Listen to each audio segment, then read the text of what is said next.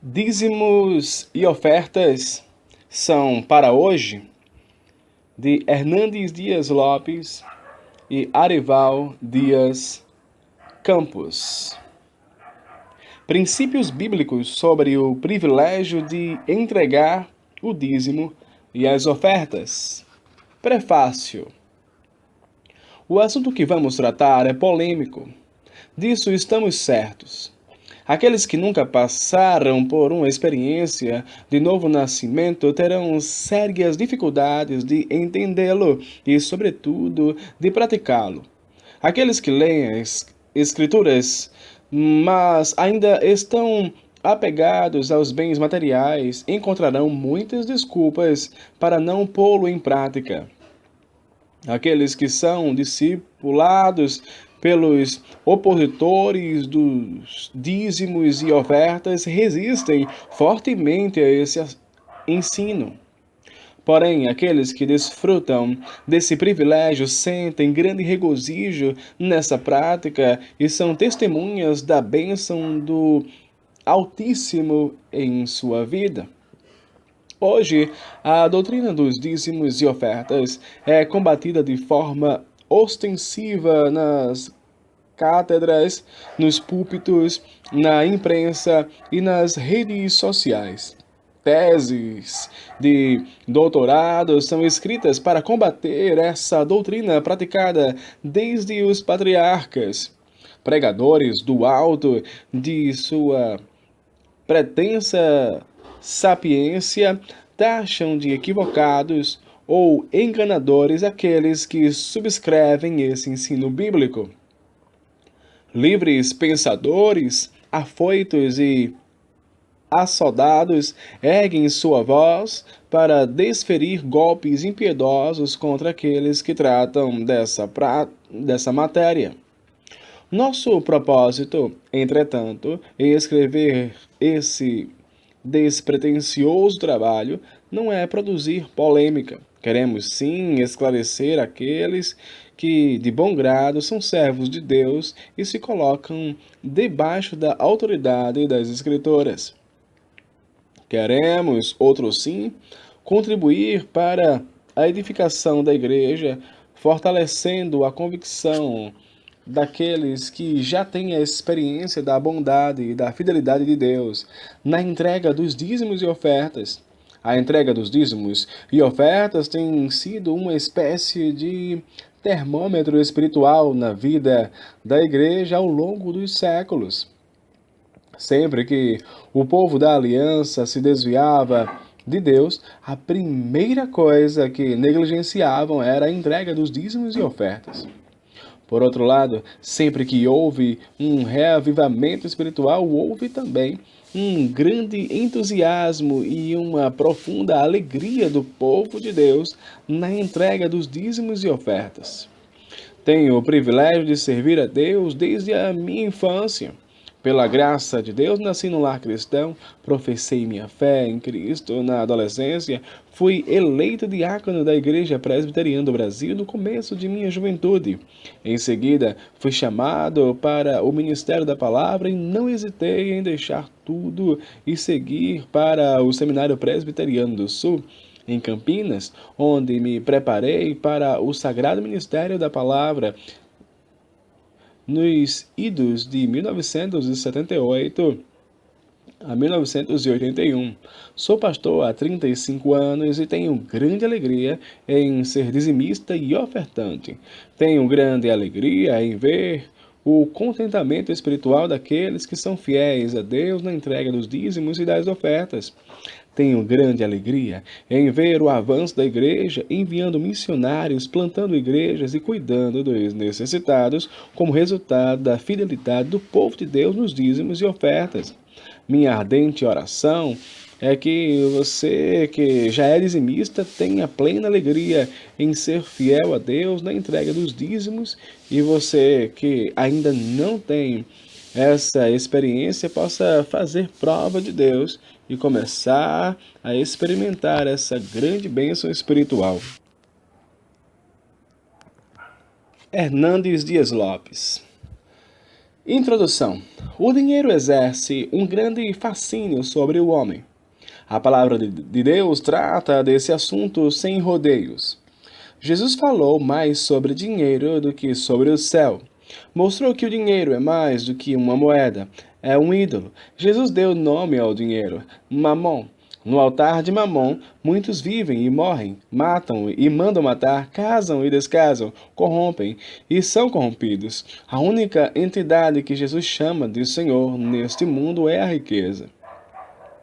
Disse ele: Ninguém pode servir a dois senhores, porque ou há de aborrecer-se de um e amar ao outro, ou se devotará a um e desprezará o outro. Não podeis servir a Deus e às riquezas. Mateus 6:24. Na parábola do semeador, Jesus alerta sobre o perigo da fascinação da riqueza que sufoca a semente da palavra de Deus no coração. Marcos 4:19. A riqueza em si pode ser uma grande bênção. Homens piedosos como Jacó, Abraão, Isaque, Jó, Ezequias, Davi, Salomão foram ricos. Davi diz ao Senhor: riquezas e glória vêm de ti.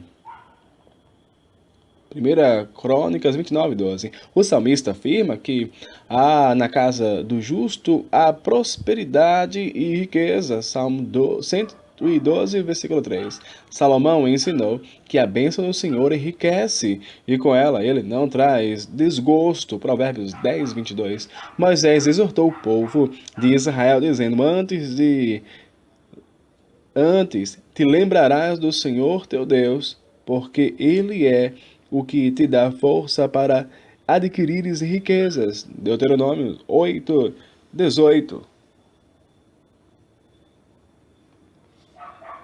O dinheiro é um bom servo, mas um péssimo patrão.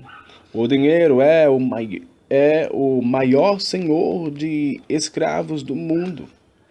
Exige atenção exclusiva, dedicação integral. Aqueles que servem ao dinheiro tornam-se capacho dele e são atormentados com muitos flagelos. O dinheiro é um embusteiro. Promete felicidade, mas não é capaz de preencher o vazio da alma. As pessoas que mais se matam não são os pobres, mas os ricos que chegaram ao topo da pirâmide social e descobriram que a felicidade não estava lá. O apóstolo Paulo diz: Ora, os que querem ficar ricos caem em tentação e cilada, e em muitas concupiscências insensatas e perniciosas, as quais afogam os homens na ruína e perdição, porque o amor do dinheiro é a raiz de todos os males. E alguns nessa cobiça se desviaram da fé e a si mesmos se atormentam com muitas dores. 1 Timóteo 6, 9 e 10. O dinheiro promete segurança, mas não pode livrar o homem da morte. Jesus contou uma parábola sobre os perigos da avareza. O homem rico disse à sua alma: Tens em depósito muitos bens para muitos anos. Descansa, come, bebe e regala-te. Lucas 12:19. Mas Deus disse a esse homem rico que pensava estar seguro por ter em seus celeiros abundante provisão: Louco, esta noite te pedirão a tua alma.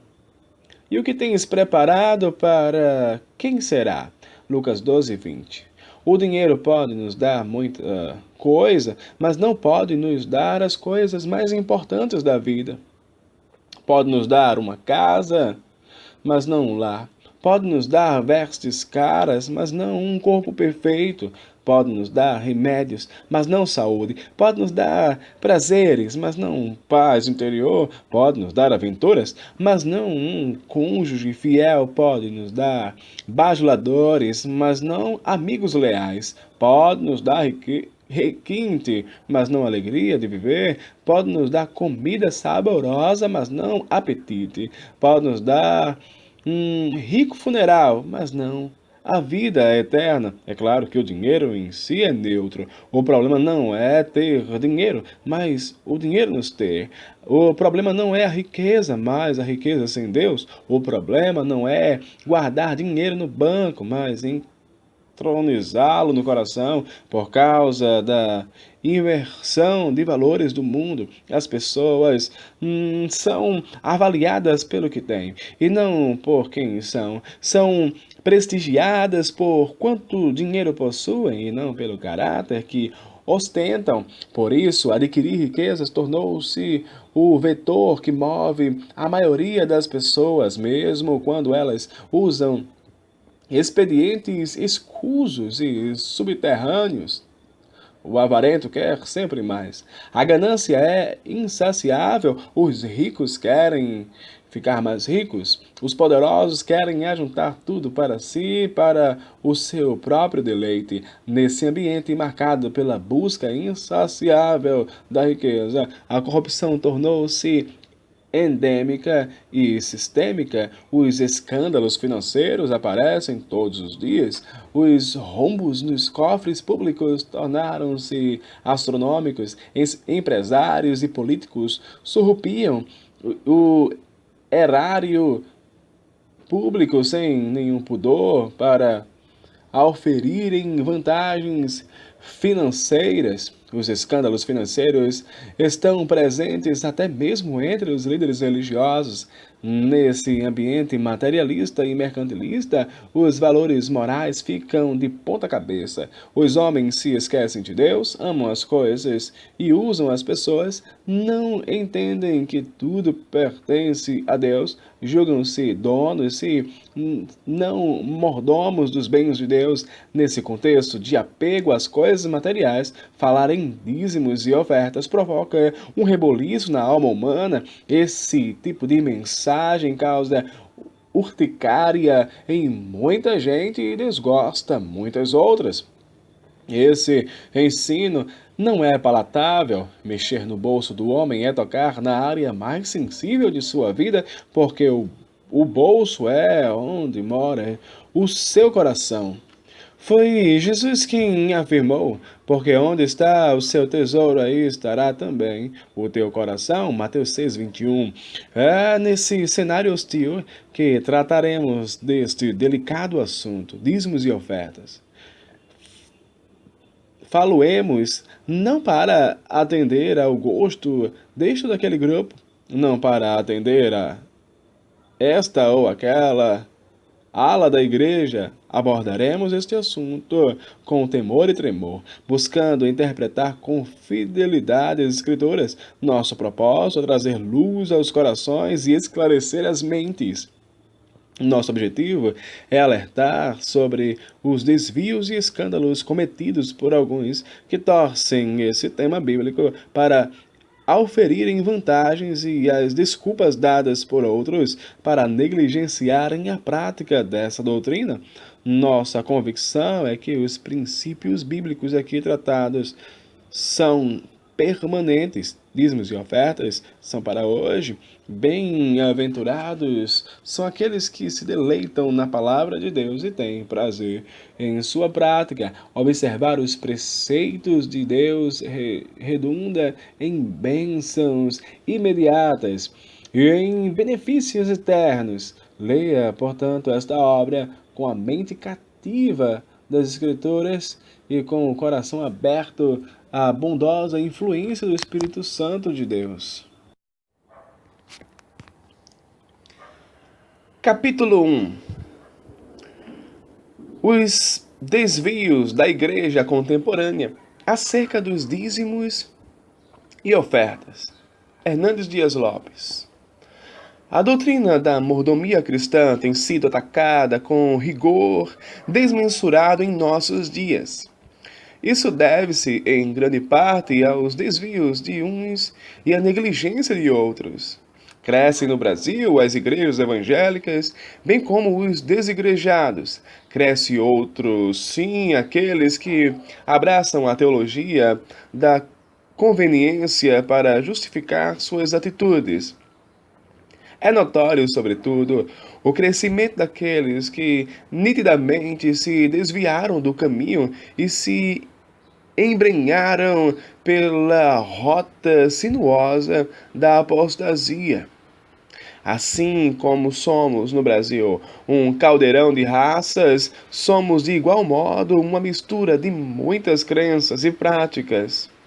Temos nesse cenário tanto aqueles que são ultraconservadores, como aqueles que são ultraprogressistas, desde aqueles que querem impor seus usos e costumes como verdade absoluta, até aqueles que jogam fora toda a tradição herdada dos nossos pais, do liberalismo teológico ao sincretismo religioso.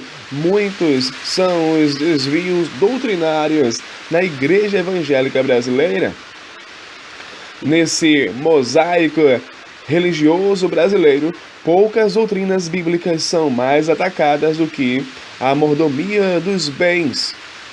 Quando alguém se declara fiel a Deus na entrega dos dízimos e generoso nas ofertas, logo é taxado de herege, explorador ou coisas semelhantes. Do alto de sua torre de marfim, besuntados de arrogância, alguns vociferam palavras de ordem contra a contemporaneidade dos dízimos. Outros, ancorados em interpretações pessoais, atacam como escorpiões do deserto a doutrina do dízimo e rotulam aqueles que são dizimistas de patrocinadores do enriquecimento ilícito de pastores inescrupulosos. Não obstante a teologia capenga de uns e a ética torta de outros, permanecemos firmes em nosso entendimento de que a palavra de Deus, tanto no Antigo como no Novo Testamento, nos ensina a prática dos dízimos e das ofertas para o sustento digno da obra de Deus em todos os tempos, em todos os lugares. O homem mudou, mas Deus não. As palavras dos homens são levadas pelo vento, mas a palavra de Deus permanece para sempre. As opiniões dos homens tornam-se obsoletas e caducas, mas a verdade de Deus é eterna. Isaías 40, verso 8. Estou plenamente convencido de que a maneira irresponsável e danosa como alguns líderes religiosos tratam a doutrina dos dízimos e ofertas tem contribuído para essa ferrenha oposição à mordomia cristã dos bens. Não concordamos com aqueles que usam a palavra de Deus para receber vantagens pessoais, aviltando a verdade, pisando a ética, afrontando Deus e causando escândalos.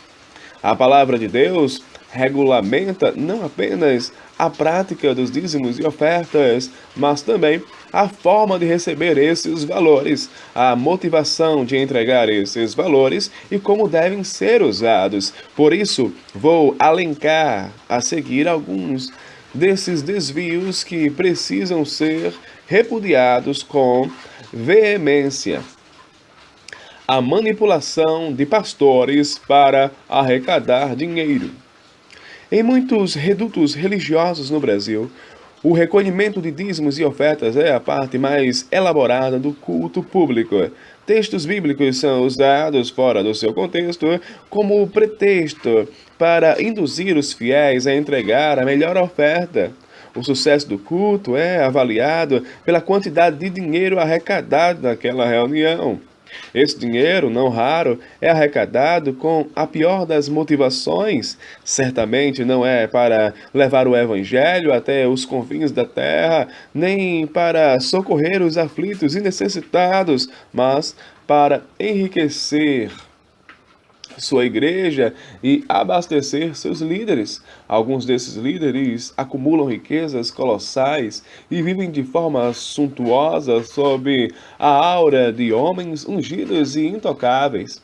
mesmo com práticas tão reprováveis, por causa da ignorância espiritual de seus liderados, ainda são tidos por eles em alta conta. O enriquecimento repentino e nada transparente de alguns desses obreiros fraudulentos tem sido motivo de de chacota da igreja evangélica nos meios de comunicação e constitui causa de tropeço para muitas pessoas. Cabe aqui o alerta de Jesus, ai do homem, pelo qual vem o escândalo. Mateus 18, versículo 7. Ouvi um desses pregadores expondo o texto de Gênesis 22. O texto fala da fé de Abraão, que por obediência a Deus ofereceu seu filho Isaque, o filho da promessa, em sacrifício. Abraão acreditou que Deus era poderoso para ressuscitar seu filho. Por isso, subiu o monte do sacrifício para adorar.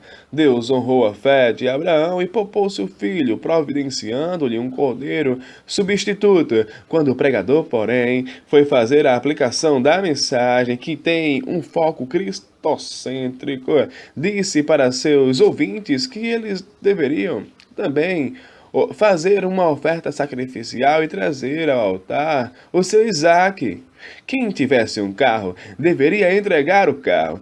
Quem tivesse um apartamento deveria doar o apartamento e oferecer tudo ali no altar. O pregador torceu o texto e fez uma aplicação herética. Exigiu, em nome de Deus, o que ele não está exigindo em sua palavra. O pregador usou o texto como pretexto para manipular o povo e arrancar dele seus bens. Essa prática é reprovável, essa postura é abominável. Esse tipo de ensino perverte as escrituras e engana o povo.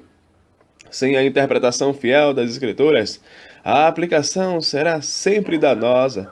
Se a interpretação do texto estiver errado, a aplicação do texto será herética. A teologia é mãe da ética, e a ética é resultado da teologia. O povo de Deus está sendo destruído porque lhe falta conhecimento. Oséias 4:6. Buscar amparo na palavra de Deus para justificar os malabarismos heterodoxos da arrecadação de dinheiro é uma conspiração contra Deus e uma afronta ao povo de Deus. Oferta como barganha com Deus. Muitos pregadores, movidos pela ganância, torcem as escrituras e enganam o povo com uma pregação mercadológica, induzindo a contribuir com a motivação errada. A ideia é ofertar mais para ganhar mais. Assim, a oferta deixa de ser um ato de adoração a Deus por quem Ele é e um tributo de ação de graças a Deus por aquilo que Ele fez, para ser um negócio lucrativo para o homem. Contribuir na casa de Deus com essa motivação é fazer uma barganha com Deus. Este tipo de pregação, você deve dar mais para receber mais, corrompe a motivação do adorador. A motivação desse tipo de ofertante não é a glória de Deus nem o crescimento do seu reino. O vetor que move a pessoa é a ganância. Tudo gira em torno do desejo de ter mais. O crente torna-se uma espécie de investidor celestial. Quanto mais você puser na mão do banqueiro celestial, mais você terá. Esse tipo de pregação é um truque para pegar as pessoas na armadilha da ganância. O amor ao dinheiro é uma mola que impulsiona o homem. O desejo de ficar rico é uma grande tentação que desperta os mais ardentes anelos no coração do homem. Essa pregação vem de encontro dessa tendência que se aninha no coração humano. Atende a esse interesse. É pólvora seca para incendiar nos corações o desejo de ficar rico. Houve certa feita um pregador da teologia da prosperidade prometendo aos fiéis que eles dessem uma oferta de R$ 900 para determinada causa, eles receberiam 100 vezes mais. E ele insistiu: quem não quer receber 100 por um? Esse tipo de pregação torna-se uma espécie de jogo lucrativo. É uma aposta segura no sucesso financeiro. O centro de tudo é o homem.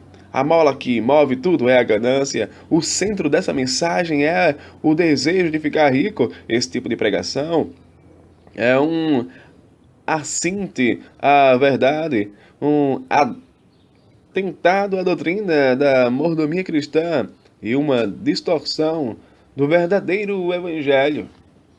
Não negamos com isso o princípio bíblico da semeadura e da colheita.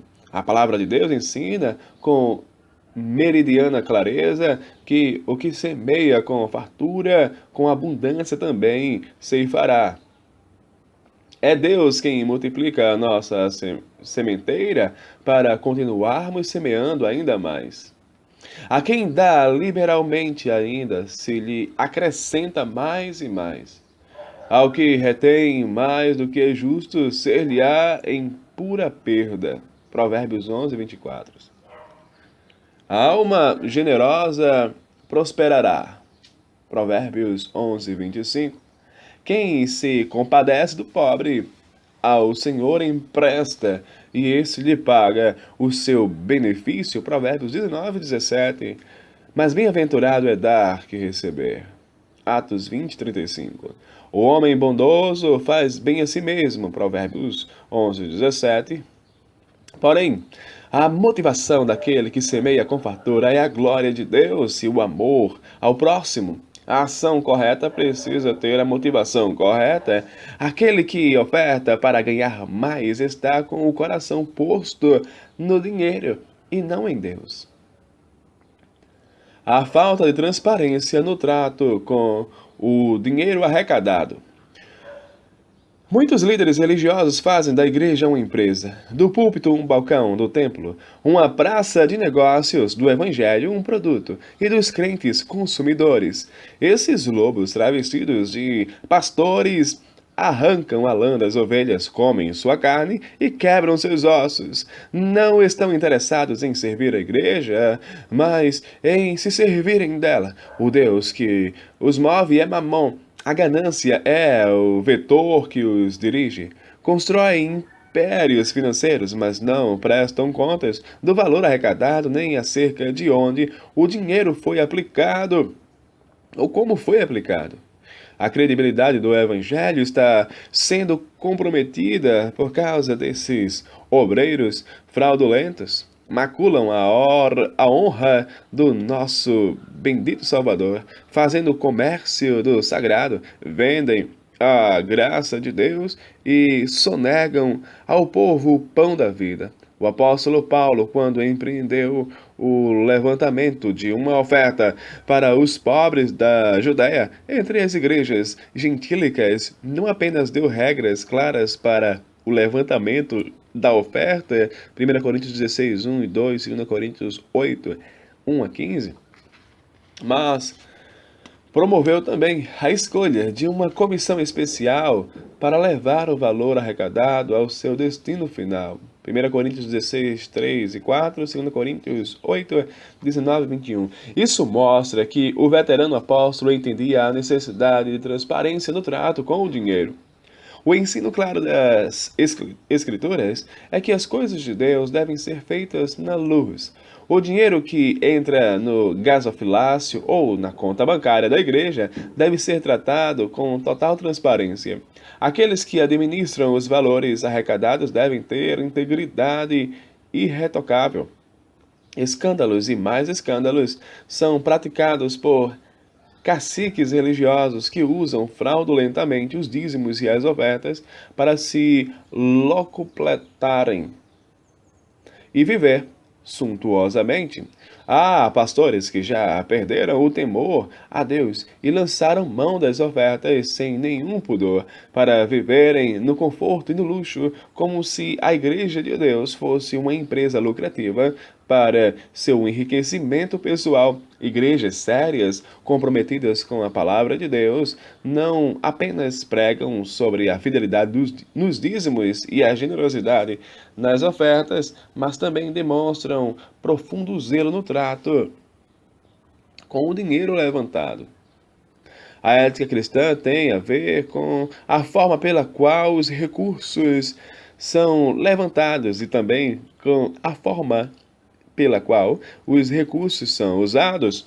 As igrejas que subscrevem sua confiança nas Escrituras como sua única regra de fé e prática não lançam mão de malabarismos para fisgar o bolso das pessoas, nem investem esses mesmos valores de forma nebulosa. Dízimos e ofertas pertencem a Deus e devem ser empregados para o sustento da obra de Deus. O falso ensino da teologia da prosperidade.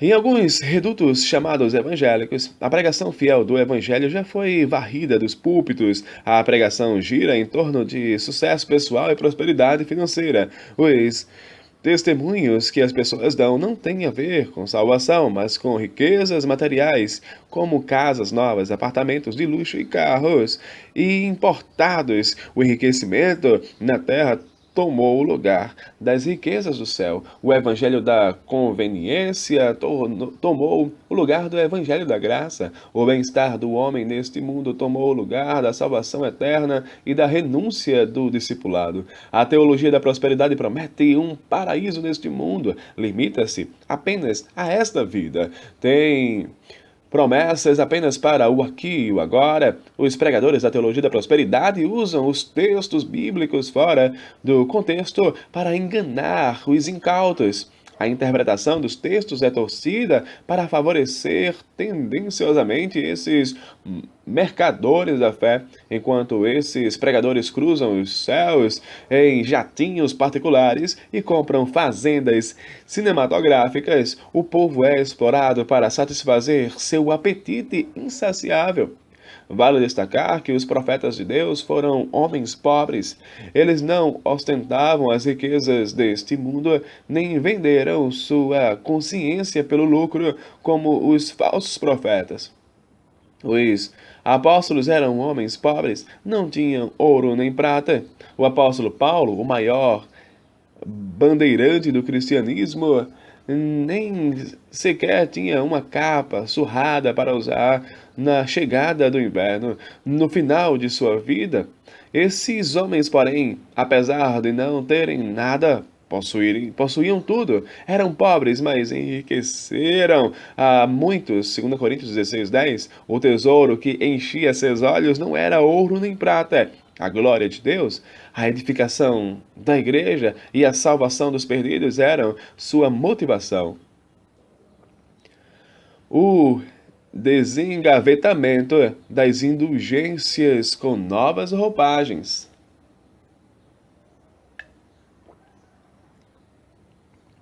Em algumas igrejas, as antigas indulgências estão sendo desengavetadas para receber uma nova roupagem. Os fiéis são induzidos a comprar água benzida, rosa ungida, toalhas suadas e lotes no céu.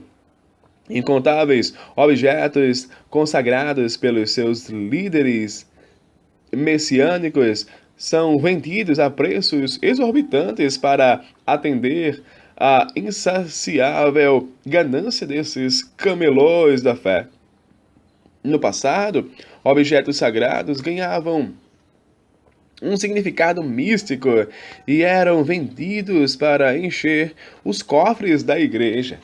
Hoje, a criatividade dos leiloeiros da fé é tão grande que a cada dia novas campanhas são criadas, novos objetos são consagrados, novos desafios são feitos para afastar as pessoas das Escrituras e conduzi-las ao abismo do sincretismo religioso.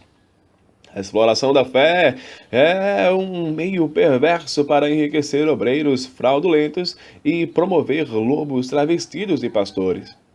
A maneira escandalosa como esses líderes lidam com o dinheiro torna-se uma pedra de tropeço para muitos e levam outros, desprovidos de entendimento, a nivelar todos os pastores pela mesma régua. A maneira escandalosa como esses empresários da fé vivem torna-se um estorvo para o avanço do verdadeiro evangelho. O uso místico desses objetos no culto público é também uma afronta a Deus, pois o culto é bíblico ou é anátema. A forma de cultuar a Deus foi prescrita por ele e não podemos nos aproximar de Deus com fogo estranho. Não podemos adorar a Deus conforme a nossa imaginação. Jesus foi enfático ao dizer que Deus é espírito. Importa que os seus adoradores o adorem em espírito e em verdade.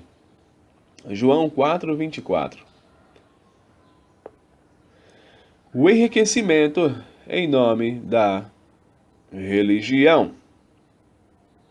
A riqueza não é pecado. Pecado é a riqueza adquirida de forma ilícita e fraudulenta. O pecado não é ter dinheiro, mas o dinheiro nos ter. O pecado não é possuir dinheiro, mas o dinheiro nos possuir. O pecado não é ter dinheiro no bolso, mas entronizar o dinheiro no coração. O pecado não é o dinheiro, mas o amor ao dinheiro. 1 Timóteo 6:10. Usar pressão psicológica, ameaça espiritual e mecanismos heterodoxos para arrecadar dinheiro é uma prática reprovável. Fazer do culto uma ocasião para constranger as pessoas a dar dinheiro é uma distorção da verdadeira adoração. Usar textos bíblicos fora do seu contexto para comercializar a fé é uma ofensa a Deus e uma paganização da fé. Como já afirmamos, os profetas foram homens pobres, os apóstolos foram homens pobres, e o próprio Jesus não tinha onde reclinar a cabeça. Ele precisou de uma estrebaria emprestada para nascer, precisou de um barco emprestado para pregar, precisou de um animal emprestado para montar, precisou de uma sala emprestada para reunir-se com seus discípulos, precisou de um túmulo emprestado para ser sepultado. O apóstolo Paulo destaca esse fato estonteante sobre Jesus, pois conheceis a graça de nosso Senhor Jesus Cristo, que sendo rico, se fez pobre por amor de vós, para que pela sua pobreza vos tornasseis ricos. 2 Coríntios 8:9.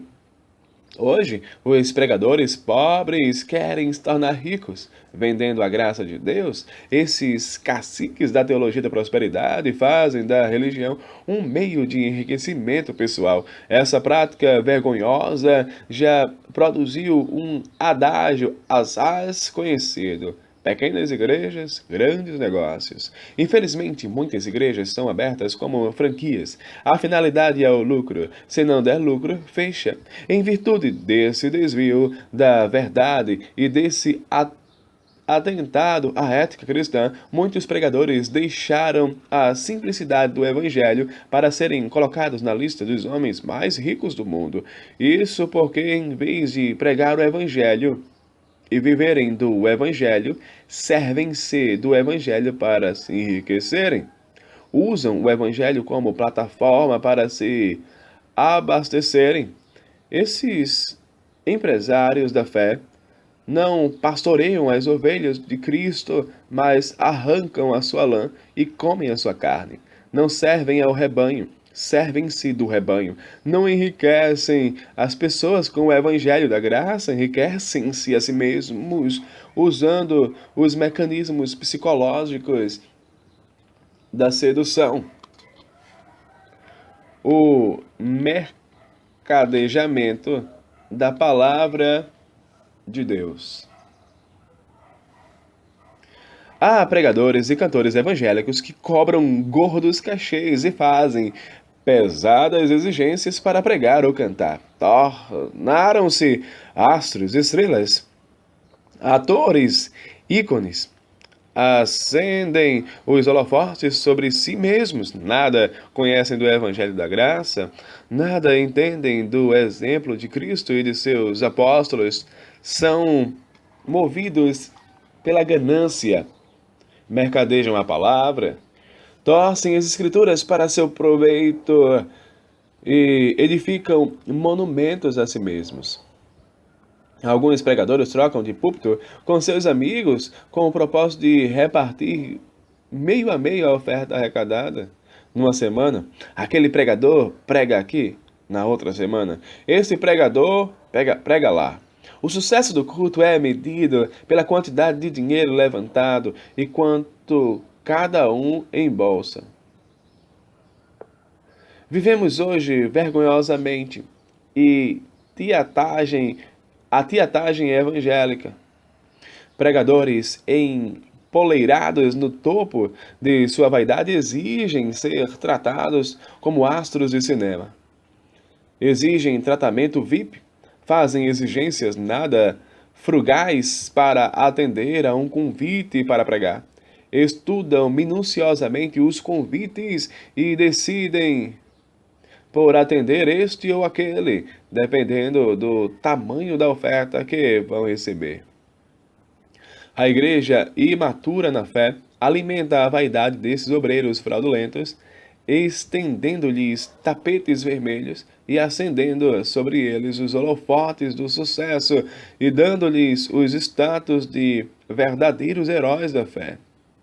Cantores e bandas, com honrosas exceções, exigem somas vultuosas para se apresentarem. O culto foi substituído pelo show, o púlpito foi substituído pelo palco, a simplicidade do culto foi substituída pelas luzes e fumaça de gelo seco. O adorador foi substituído pelo artista. A glória de Deus foi substituída pela vanglória humana. A centralidade da palavra de Deus foi substituída pela criatividade humana. O Evangelho de Cristo foi substituído pelas novidades do mercado da fé. As músicas cristocêntricas foram substituídas pelas músicas centradas no homem. Oh, quantos desvios podem ser percebidos! Quão distante está a igreja do padrão das Escrituras! Quão distantes estamos da fé dos nossos pais. Líderes que exploram seus liderados enquanto vivem na ostentação. Há líderes messiânicos que se colocam acima dos demais mortais. Possuem servidores que servem não ao evangelho com eles, mas servem a eles próprios. Filipenses 2:21. Esses astros e estrelas da fé são servidos como se fossem soberanos. Vivem no luxo, estão no topo da pirâmide, são tratados como os personagens glamurosos do meio artístico, são intocáveis, são os ungidos. Há um séquito ao redor deles para servi-los. Vivem em ostentação enquanto seus servidores amargam dura realidade. Esquecem-se esses protagonistas da teologia da prosperidade que no reino de Deus a pirâmide está invertida. Maior é o que serve, quanto maior o posto, mais humilde o líder deve ser. Jesus, o mestre e o Senhor, usou a bacia e a toalha como seus símbolos. No reino de Deus, maior é o que serve. Por isso, o Filho do Homem não veio para ser servido, mas para servir e dar a sua vida em resgate de muitos. Uma coisa é honrar os guias espirituais, outra coisa é colocá-los num pedestal. Uma coisa é obedecer àqueles que apacentam a nossa alma. Hebreus 13:17. Outra coisa é tratá-los como ídolos. Uma coisa é sustentar de forma digna os obreiros de Deus. Outra coisa é enriquecê-los, os seguidores que exploram o povo para se locupletarem. Nada entendem da graça de Deus. A graça de Deus é o amor de Deus em movimento na direção daqueles que são dignos e indignos e nada têm para retribuir. Pastores astros amam o glamour da multidão, mas não gostam de gente. Amam os holofotes, mas não o cajado de pastor. Amam o sucesso do ministério, mas não as dores do pastorado. Amam os aplausos dos homens, mas não os espinhos da obra. Amam as pessoas anônimas da multidão, mas não gostam do cheiro de ovelhas. Líderes que mudam os preceitos da palavra de Deus com o propósito de arrecadar mais dinheiro.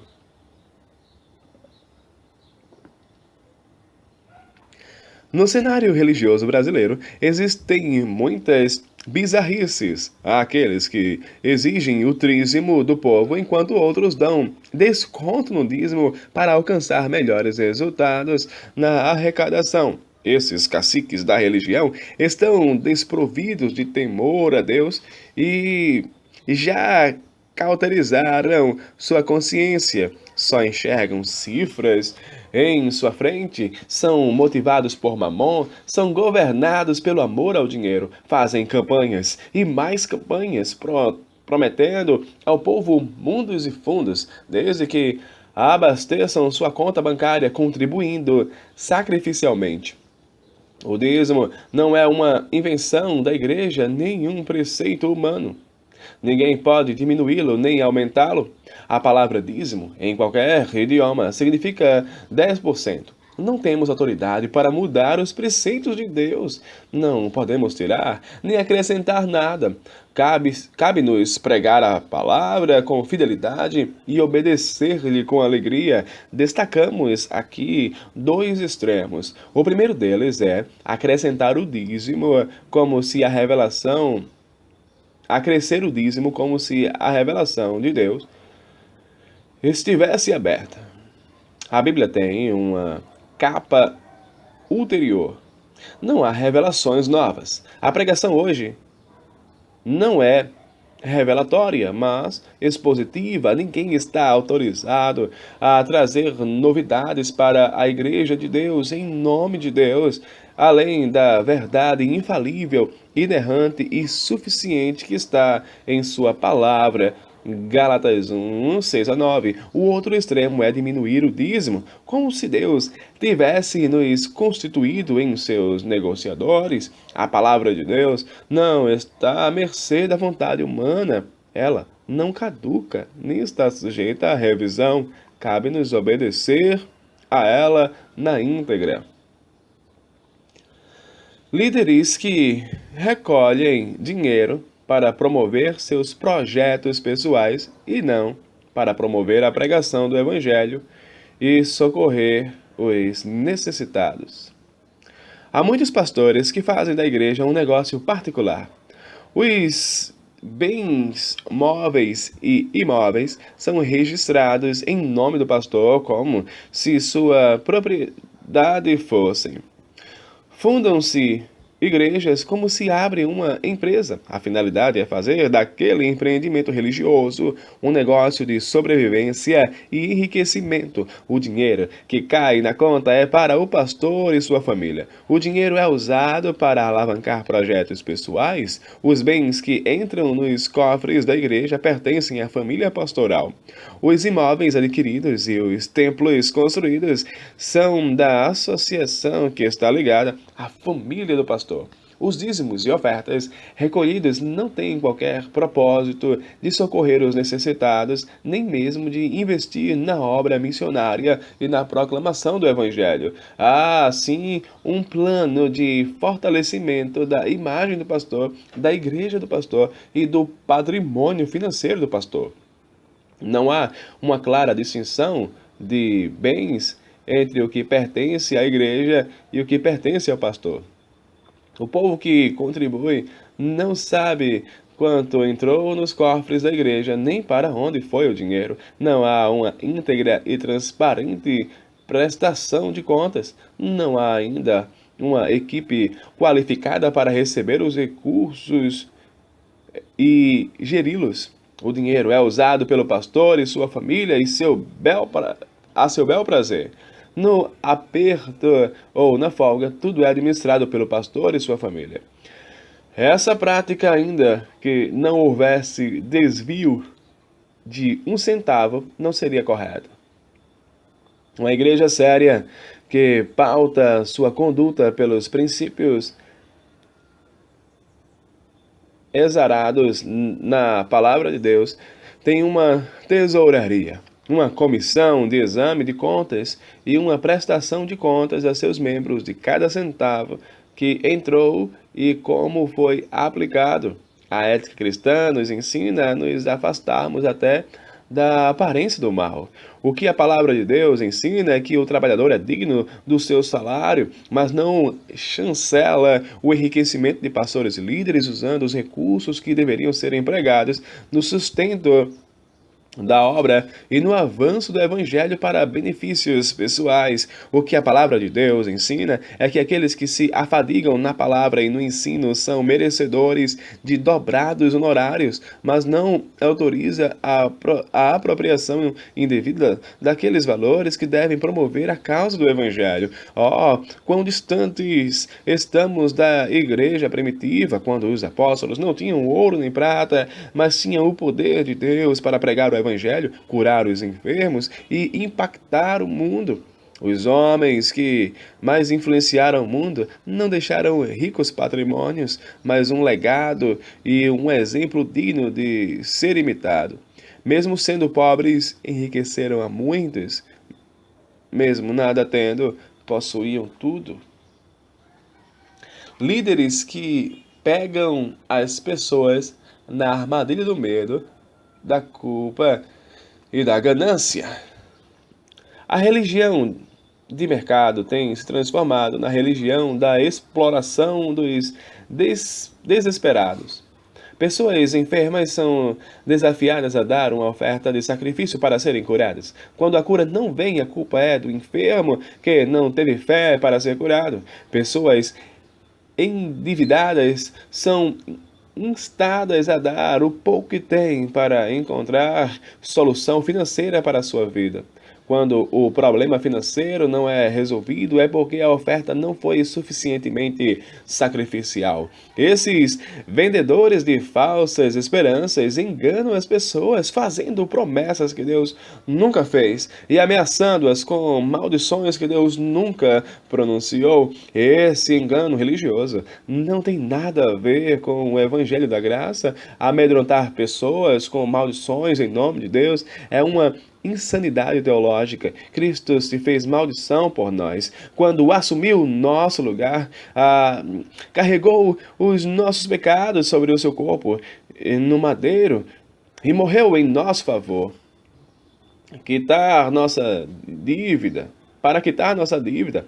Agora, nós que estamos em Cristo, estamos quites com a lei de Deus. Cristo satisfez completamente as demandas da justiça de Deus com sua morte expiatória. Ele é a nossa justiça. Quando um cristão, perdoado pela graça, peca, esse pecado é grave aos olhos de Deus e pode trazer-lhe severas consequências, mas jamais pode separá-lo do amor de Deus que está em Cristo Jesus. Aqueles que foram justificados podem até cair, mas não permanecerão caídos. Aqueles que foram redimidos na cruz e estão guardados nas mãos de Cristo jamais perecerão.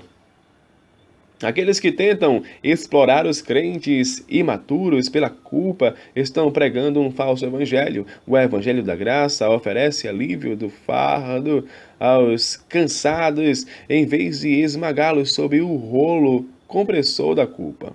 Dizer para uma pessoa aflita, endividada ou enferma que ela precisa entregar para a igreja uma oferta de sacrifício para receber as bênçãos de Deus ou para Deus não pesar a mão sobre ela é uma afronta à graça de Deus.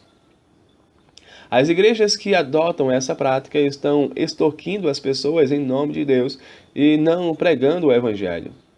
É muito frequente ver igrejas usando a isca da ganância para atrair as pessoas. As ofertas são trabalhadas como se fossem uma semeadura para o sucesso financeiro. Então, os crentes são movidos a dar mais para receberem mais. O ofertante é motivado a dar mais, a semear num terreno fértil, a fim de ter mais e mais.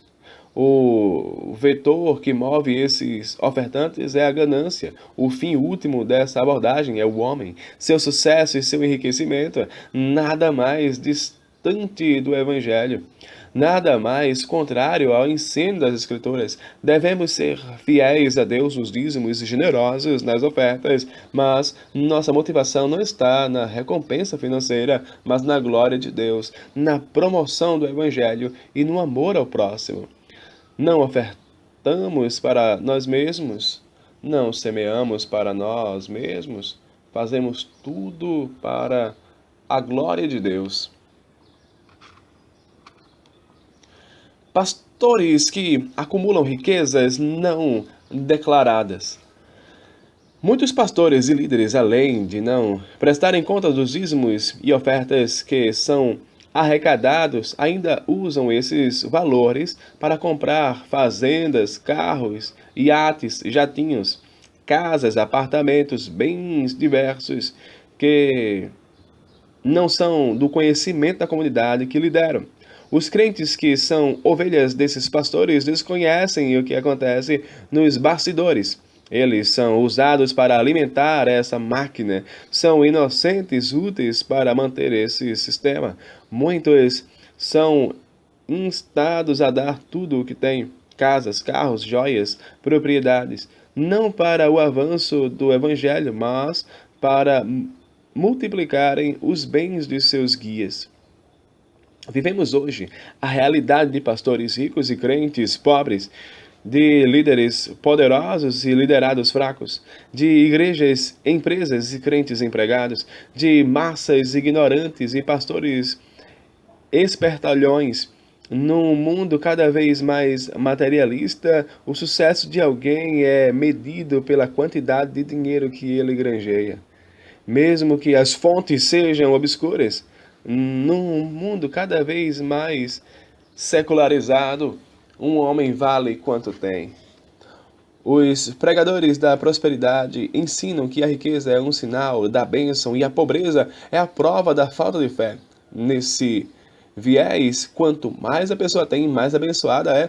Quanto mais ela acumula, mais espiritual é. Quanto mais ela junta, mais perto de Deus está. Esse entendimento, porém, é falso. A palavra de Deus diz: uns se dizem ricos sem terem nada, outros se dizem pobres sendo muito ricos. Provérbios 13, 7. A vida de um homem não consiste na abundância de bens que ele possui.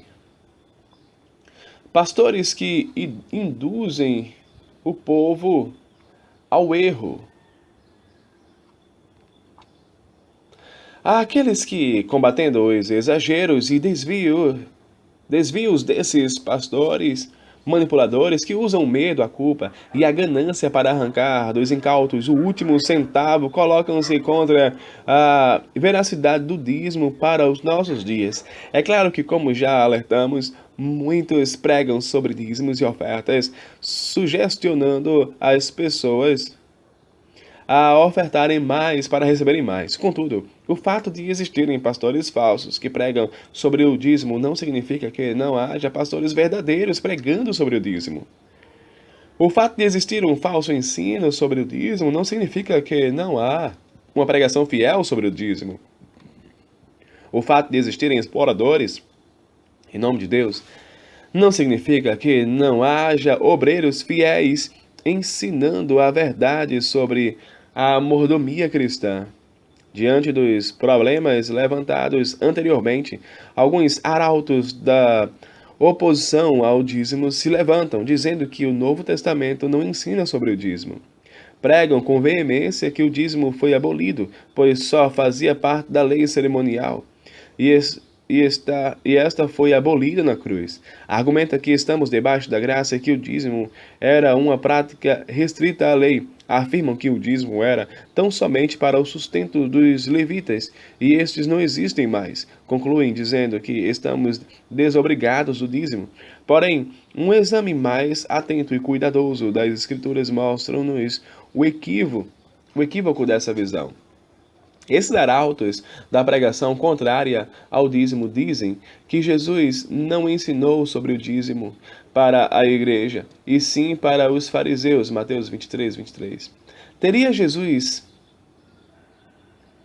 ensino diferente ou até divergente para os fariseus e para a igreja? Ensinaria ele algo para uns e o contrário para outros? Quando Jesus afirmou: "Dai, pois, a César o que é de César e a Deus o que é de Deus", precisamos perguntar: o que é de Deus? A Bíblia diz que tudo é de Deus. Salmo 24, versículo 1. Nada trouxemos para este mundo, nem nada dele levaremos.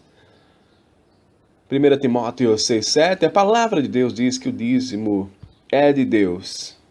Sempre foi e jamais deixou de ser. Retê-lo é roubar a Deus.